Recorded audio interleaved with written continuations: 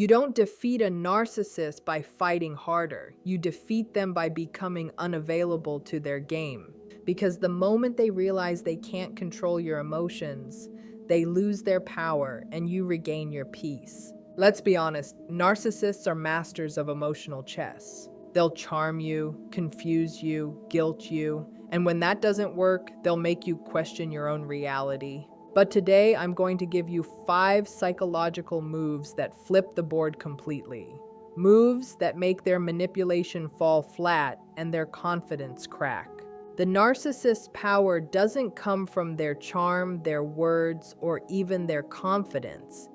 It comes from your reaction. Every sigh, every argument, every attempt to explain yourself becomes their fuel. They feed on attention, whether it's love or anger. It doesn't matter if you're fighting or forgiving. As long as you're emotionally invested, they're winning. That's why the first real move to defeat a narcissist isn't about confrontation. It's about cutting the power source. Imagine a spotlight that dims the second you stop engaging. That's exactly what happens when you stop giving emotional energy to a narcissist.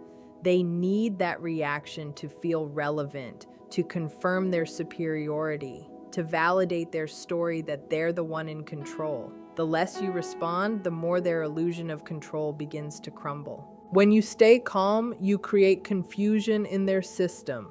Narcissists are experts at emotional choreography.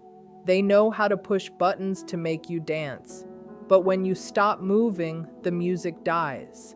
They expect shouting, defense, tears, anything that proves they've gotten under your skin. So when you meet manipulation with composure, it's not indifference, it's psychological strategy. You're showing them that you no longer exist within the emotional frame they built for you. And that silence, that steady neutrality, drives them crazy because it forces them to face their own emptiness. They can't draw strength from you anymore. The real strength lies in detachment, not distance. You can be standing right next to them and still be completely unavailable to their tactics. It's the art of emotional minimalism, giving nothing but presence. You don't argue, don't explain, don't perform. You simply observe. When they accuse you, you don't correct. When they provoke, you don't defend. You respond with calm, concise words that don't invite escalation. It's a shift from reaction to control. This is where your power returns. Because the moment you stop reacting, they lose the ability to shape your emotions, and without that, they lose access to you entirely. So, when you think about defeating a narcissist, forget the idea of fighting back louder. The real victory happens in silence. Not a cold silence meant to punish, but a peaceful silence that starves their need for chaos and protects your energy like a fortress. Mirror reversal is one of the most subtle yet powerful ways to disarm a narcissist because it dismantles their favorite weapon: projection. Narcissists thrive by twisting reality and convincing you that the problem is you. They accuse you of being controlling when they're the ones controlling, selfish when they're the ones taking, or dramatic when they're the ones creating chaos. It's a psychological smokescreen meant to keep you confused and defensive so they can stay in charge. The moment you start defending yourself, they've already won. You've accepted their frame, their narrative. Mirror reversal flips that script completely. Instead of getting tangled in their manipulation, you reflect it back without resistance or emotion. You're no longer explaining or arguing. You're simply showing them their behavior in a calm, detached way. The power lies in your tone and simplicity. When they throw accusations like, "You're so selfish," instead of saying, "No, I'm not," you calmly respond, "It sounds like that's something that bothers you." That small shift removes you from their emotional battlefield. You've turned their statement back into a mirror, making them look at themselves without realizing it. It's not sarcasm or mockery, it's quiet mastery. Narcissists crave control through emotional chaos. So when you refuse to join the storm, they lose momentum. They might double down at first, testing your boundaries, but over time, your reflective responses make the interaction exhausting for them. They can't feed off calmness. This approach also rewires your own mind. Instead of being reactive and defensive, you start observing. You see their behavior as predictable patterns rather than personal attacks. That distance creates emotional clarity. You start noticing how their words are less about you and more about their insecurities screaming for attention. Mirror reversal trains you to stop taking their projections as truth.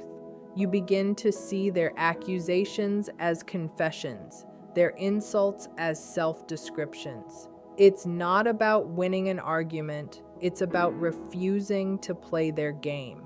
What makes this move so psychologically effective is that it exposes the narcissist without open confrontation. You're holding up a mirror they can't stand to look into, one that reflects their manipulation back in its raw, unflattering form. Over time, this quiet resistance erodes their control and restores your emotional authority, one calm reflection at a time. Gray rock energy is a psychological defense that works not by fighting back, but by becoming completely uninteresting to the narcissist. It's based on one simple truth. Narcissists thrive on emotional stimulation. Whether they're making you laugh, cry, or rage, they feed off your emotional reaction like oxygen to a fire. If you take that away, they suffocate. Gray rocking means you become emotionally flat, detached, and unreactive, like a dull gray stone that gives them nothing to work with. You stop being entertaining, unpredictable, or useful to their need for validation. It's not about being cold or cruel.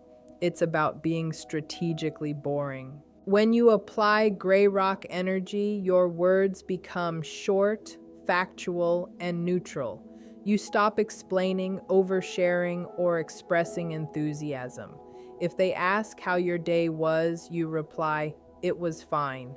If they provoke you, you respond with calm, minimal acknowledgement.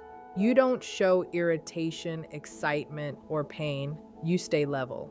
Over time, this makes them restless because they can't get the hit of emotional control they're used to.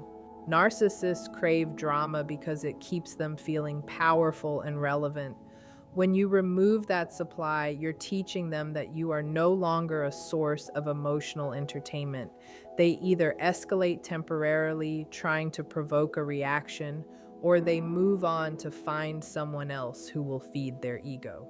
The deeper benefit of this technique isn't just about confusing them, it's about retraining yourself. For so long, you may have been conditioned to react, to explain, to soothe. Gray rock breaks that conditioning. It reminds you that you don't owe anyone access to your emotions.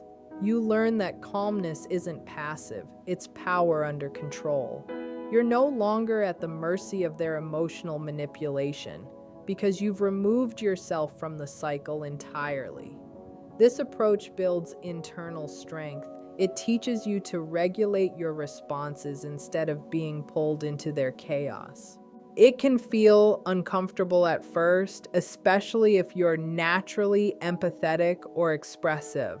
But over time, you realize that emotional neutrality is freedom. It doesn't mean you don't feel. It means you choose when and where to share those feelings.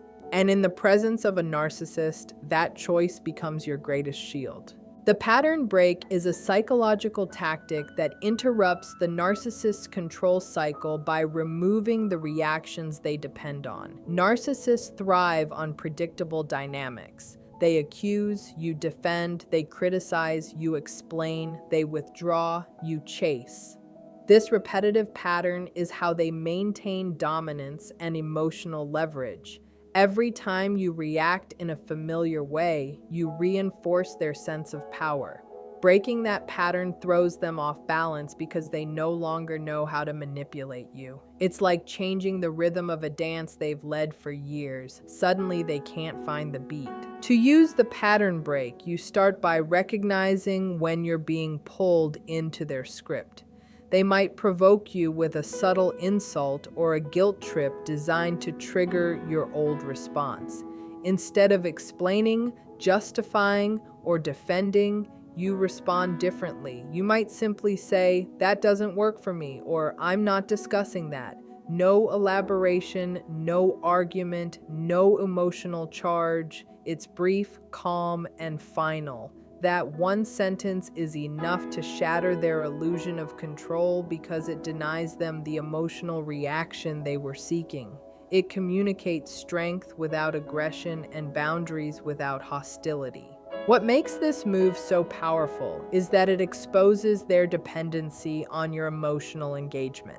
Narcissists are not used to being met with quiet decisiveness. They expect pushback or pleading because it validates their control. When you refuse to play along, they lose the script. The moment they realize they can't predict or manipulate your response, the dynamic shifts in your favor. You are no longer the reactive one. You've become the calm observer who sets the rhythm. It can make them lash out temporarily, but that's just the chaos of losing power. This tactic also teaches you emotional detachment and boundary mastery. It stops the cycle of over-explaining and proves that you don't need to justify your choices to anyone, especially not to someone who uses your words against you. The more consistently you apply the pattern break, the faster you dismantle their ability to control the conversation or dictate your emotions. It redefines the balance of power, not through confrontation, but through quiet consistency. Over time, your refusal to play the same game becomes the loudest message of all. Ask yourself, which of these 5 moves do you struggle with the most?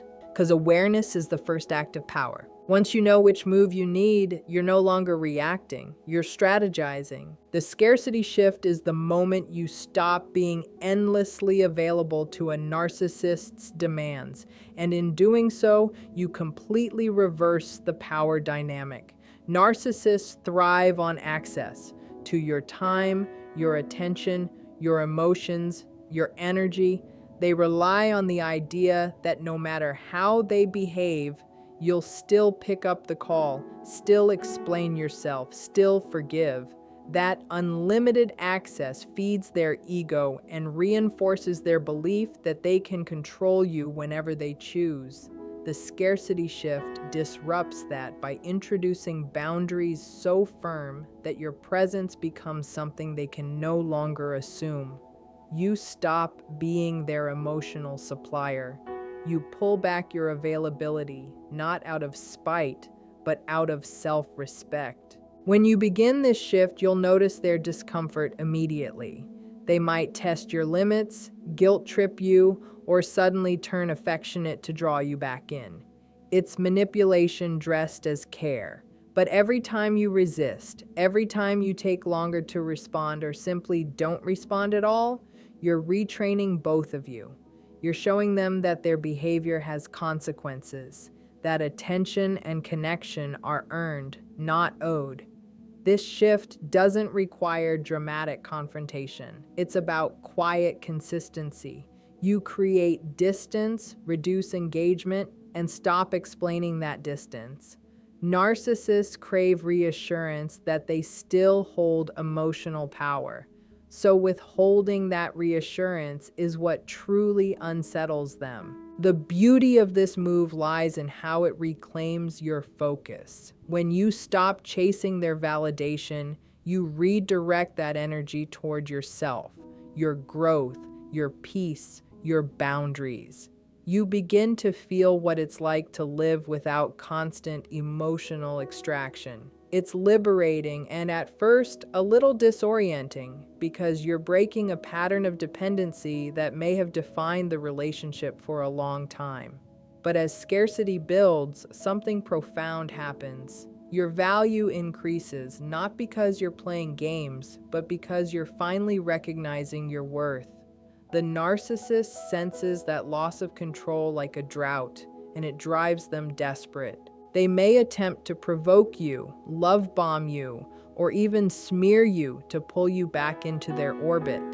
But the more you stay firm, the weaker their grip becomes. Scarcity starves entitlement. By limiting access, you quietly communicate what words never could, that your attention is no longer free, and neither is your peace. Empathic detachment is the art of caring without carrying. It's what allows you to understand a narcissist's behavior without getting trapped in it. Narcissists often target empathetic people because empathy is their easiest access point. They know you'll listen, comfort, and forgive even when they cross lines. Your compassion becomes their leverage. They use your kindness to keep you emotionally hooked. Every apology, every story of their past pain is designed to trigger your need to help or heal. Empathic detachment turns that dynamic inside out. It means you still see their pain, but you stop trying to fix it. You understand their wounds, but you no longer make them your responsibility. This form of detachment begins with a mental shift. You start seeing the narcissist not as powerful, but as emotionally stunted. Their manipulation isn't a sign of strength, it's a symptom of emptiness. When you view them through that lens, their cruelty loses its personal sting. Their words no longer define you because you see them for what they are, projections from someone desperate for control. You can empathize with their dysfunction without absorbing it. It's like watching a storm from behind glass. You can observe the chaos without being drenched in it. Practicing empathic detachment means replacing emotional reactivity with calm curiosity. When they lash out or play the victim, instead of defending yourself or rushing to comfort them, you internally remind yourself, this isn't about me. You recognize the pattern, acknowledge their behavior, and hold your emotional ground. You don't need to argue or diagnose. You simply refuse to participate in their drama. It's not coldness, it's self-protection through clarity. Over time, this mindset rewires your emotional responses. You stop feeling guilt for setting boundaries, and you start feeling peace for maintaining them. The beauty of this detachment is that it lets your empathy evolve from being reactive to being wise. You still care, but selectively. You choose who earns your energy. You stop confusing compassion with compliance. And as your empathy matures, the narcissist loses their grip entirely because they can no longer exploit your goodness as a weakness. You become calm, grounded, and untouchable, someone who can see manipulation coming from miles away and meet it not with anger or fear, but with quiet understanding and emotional distance. Reclaiming identity is the stage where you begin to separate who you truly are from the version of yourself a narcissist has trained you to be. When you've spent time around someone who constantly manipulates, criticizes, or gaslights, your sense of self begins to erode. You start doubting your decisions, questioning your worth, and shrinking your voice just to keep peace. Every interaction subtly conditions you to trade authenticity for approval. Reclaiming identity is the act of reversing that conditioning. It's about remembering who you were before you started walking on eggshells. It begins when you stop defining yourself through their perception and start listening to your own inner voice again. Narcissists thrive by controlling narratives. They rewrite your reality until you forget what's true about you. They might say you're too sensitive when you express hurt, or you're overreacting when you set boundaries. Over time, you internalize these messages and start filtering your actions through the question, how will they respond? Reclaiming your identity means removing that filter completely. You start making decisions based on what aligns with your values, not what avoids their disapproval. You stop seeking validation from the very person who benefits from keeping you insecure. That's where freedom begins, in choosing self-trust over self-doubt. The process is both powerful and uncomfortable because it forces you to confront how much of your identity was built around surviving someone else's moods. It might feel strange to say no, to take space, or to express joy without fear, but every small act of self-assertion is a statement that you exist independently of their control. It's reclaiming your emotional territory inch by inch. You start rediscovering your preferences, your voice, your values, the parts of you that got buried under years of manipulation. As you strengthen this new sense of self, the narcissist's power naturally fades. Their tactics no longer work because you're no longer seeking their approval or fearing their rejection. You begin to realize that your worth isn't negotiable or defined by anyone's opinion. It's inherent. Reclaiming identity is the ultimate act of defiance against manipulation because it's not about fighting them. It's about finally choosing you. Once that happens, their control dissolves and your sense of self becomes unshakable. Every no you give to a narcissist is more than a boundary. It's a declaration of identity. For so long, narcissists condition people to believe that saying no is selfish, rude, or unloving.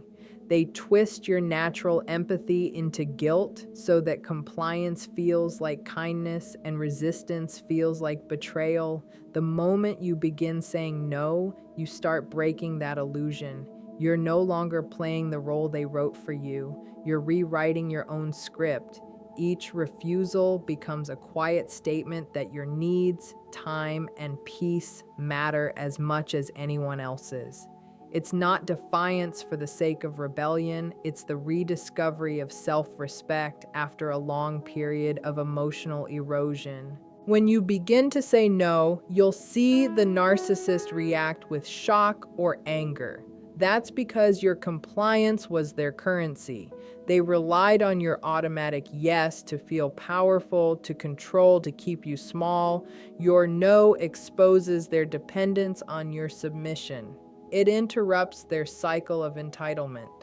But even more importantly, it rewires your mind. Every time you protect your boundaries, your confidence strengthens. You start to feel the difference between peace and people-pleasing. You stop explaining yourself just to make others comfortable. That internal shift is the essence of self-worth, realizing that your boundaries are not negotiations, they're expressions of value. This process can feel uncomfortable at first because your nervous system is used to equating peace with approval. Saying no triggers fear of rejection, conflict, or abandonment. But that discomfort is temporary. It's the sensation of your identity reforming. The more you honor your boundaries, the more your inner voice grows louder than their manipulation. You begin to see that every no creates space for something healthier: time, energy, and authenticity. What's powerful about this transformation is how it redefines strength. Real power isn't about control or dominance, it's about choice. And when you start choosing your own well-being over their approval, you stop being a source of supply. The narcissist may rage, guilt trip, or retreat, but that's not your burden anymore. Saying no becomes your freedom language, a signal that you're done living in reaction to someone else's demands.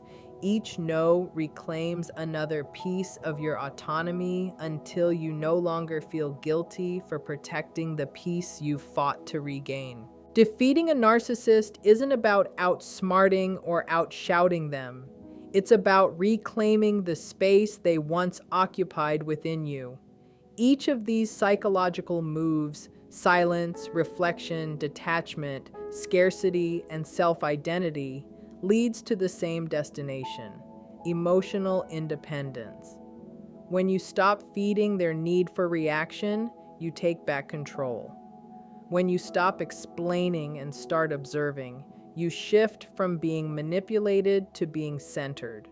The truth is, you don't win by proving them wrong. You win by no longer needing their validation at all. The real victory isn't loud. It's quiet, calm, and unshakable. It's the moment you realize that your peace isn't negotiable, that your energy is precious, and that your empathy is a gift meant to be shared wisely. Narcissists thrive on confusion, but clarity is your weapon. Every boundary you set, every moment you choose silence over chaos, every time you say no without guilt, you're not just protecting yourself, you're rebuilding yourself. So, don't aim to destroy the narcissist, aim to free yourself, because the most powerful revenge is peace, and the most undeniable strength is serenity.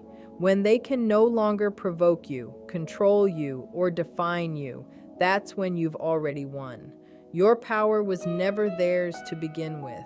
It was simply waiting for you to remember it.